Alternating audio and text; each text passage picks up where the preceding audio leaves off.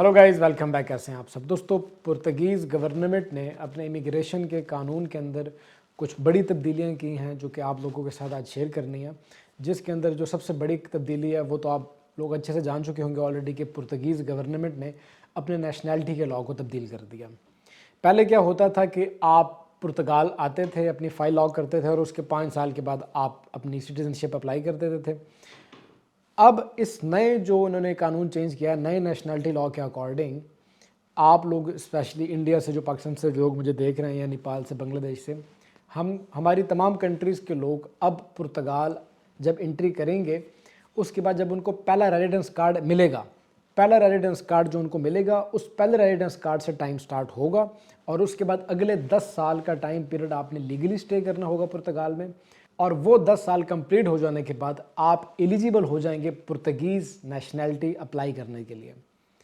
इस 10 साल का टाइम पीरियड कंप्लीट होने का मतलब ये हरगिज़ नहीं है कि जैसे ही 10 साल कंप्लीट होंगे तो आपको पासपोर्ट मिल जाएगा। दैट्स मीन कि 10 साल कंप्लीट होने के बाद आप एलिजिबल होंगे, उस एलिजिबिलिटी क्राइटेरिया को मीट करेंगे कि आप अप्लाई कर पाएँ पुर्तगाल की सिटीज़नशिप। 10 साल पूरे होने के बाद जब आप पुर्तगाल की सिटीज़नशिप अप्लाई करेंगे तो उसके साल के बाद, 1.5 साल के बाद आपको सिटीज़नशिप मिल जाएगी पुर्तगाल की।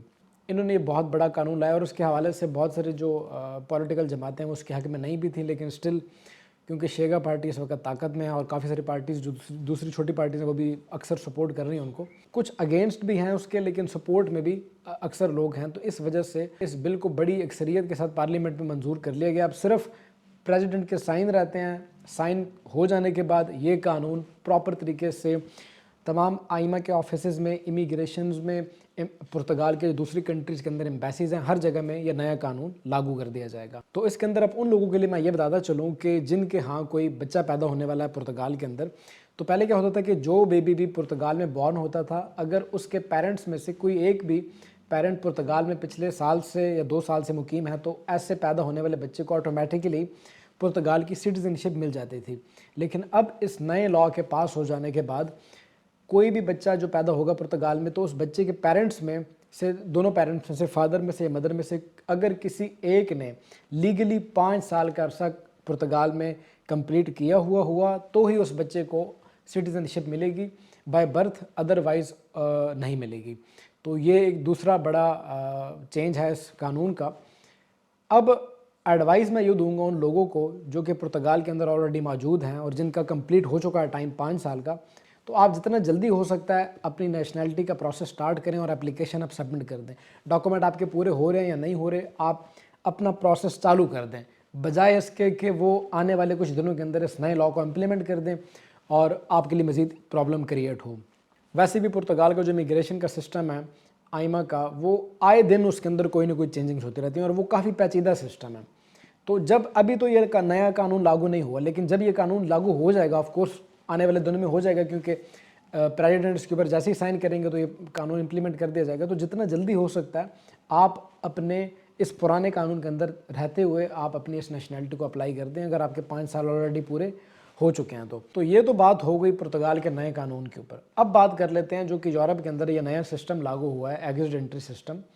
पुर्तगाल ने इसको काफ़ी सख्ती से लिया है गाइज, और प्रॉपर चेकिंग्स हो रही हैं बॉर्डर्स के ऊपर। जो भी आप चाहे बॉर्डर बाय लैंड एग्जिट करते हो पुर्तगाल से, या बाय लैंड एंट्री करते हो, या बाय प्लेन कर रहे हो, एयरपोर्ट के थ्रू आप जा रहे हो, या बाय पोर्ट आ रहे हो, बाय शिप, हर तरफ से चेकिंग बहुत सख्त कर दी गई है पुर्तगाल के अंदर। और जो लोग भी इलीगल थे पुर्तगाल के अंदर, उनके खिलाफ पुर्तगीज़ गवर्नमेंट ने ऐलान कर दिया है कि वो उनके खिलाफ ऑपरेशन करेगी और इवन की एक नई फोर्स भी भर्ती की जा रही है बहुत जल्दी इसी काम के लिए, जो कि इलीगल लोगों को चुन चुन के सेल्स में डालेंगे और उनको फिर एक प्रोसीजर कंप्लीट होने के बाद उनको डिपोर्ट किया जाएगा कंट्री से। या वो लोग जो कि पुर्तगाल के अंदर एंट्री करने की कोशिश कर रहे हैं, जो कि इलीगल लोग हैं यूरोप में, तो पुर्तगाल उनको वापस उसी कंट्री में भेज रहा है जहाँ से वो आ रहे हैं। तो बॉर्डर के ऊपर काफ़ी सख्त सूरत हाल बन चुकी है इस वक्त। और अगर आप लोग पुर्तगाल में रह रहे हो और आप इलीगल हो तो फिर आपके लिए काफ़ी मुश्किलात का सामना आपको करना पड़ सकता है आने वाले दिनों में। इन तमाम सूरत हाल के बावजूद स्टिल आइमा की तरफ से कुछ अच्छी न्यूज़ भी देखने को आ रही है। नवंबर के अंदर काफ़ी सारे लोगों के पॉजिटिव डिसीजंस आ रहे हैं, कार्ड आ रहा है लोगों का, और काफ़ी बड़ी तादाद में लोगों के कार्ड आ रहे हैं। और एक नई उन्होंने चीज़ शुरू की है कि अब आपको ये बाय मेल भी नोटिफाई कर रहे हैं जब आपका वो कार्ड भेज रहे हैं। तो ये एक बहुत खुशी की बात है, क्योंकि काफ़ी सारे लोगों ने एजेंटों के थ्रू कार्ड अप्लाई कर रखे होते हैं या कंपनीज के थ्रू अप्लाई कर रखे होते हैं, तो उनके जो कार्ड होते हैं वो उस एजेंट के पास या उस कंपनी के पास जाते हैं, जो कि अक्सर लोगों को इन्फॉर्म नहीं करते टाइम पे। तो अब जैसे ही आईमा आपका पॉजिटिव डिसीजन देगा, साथ ही वो आपको आपके कार्ड की अपडेट दे देगा कि आपका कार्ड का क्या स्टेटस है और उन्होंने आपका कार्ड भेज दिया या प्रिंटिंग में या जो भी है।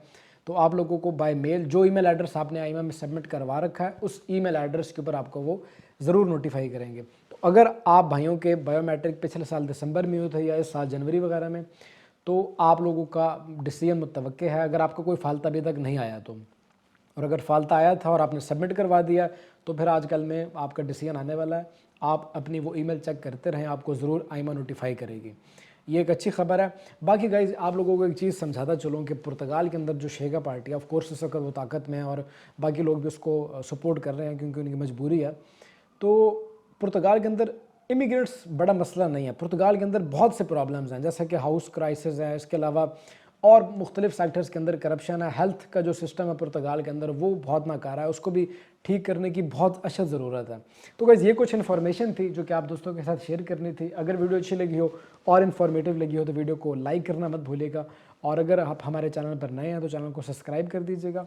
और किसी भी कंट्री के आपने कोई डॉक्यूमेंट्स अपने वेरीफाई करवाने हैं या चेक करवाने हैं, सर्बिया के, हंगरी के, पोलैंड के, स्लोवाकिया, चेक रिपब्लिक, क्रोएशिया, स्पेन, पुर्तगाल, तो वो डॉक्यूमेंट्स आप हमें इस दी गई ईमेल एड्रेस पे भेज सकते हैं।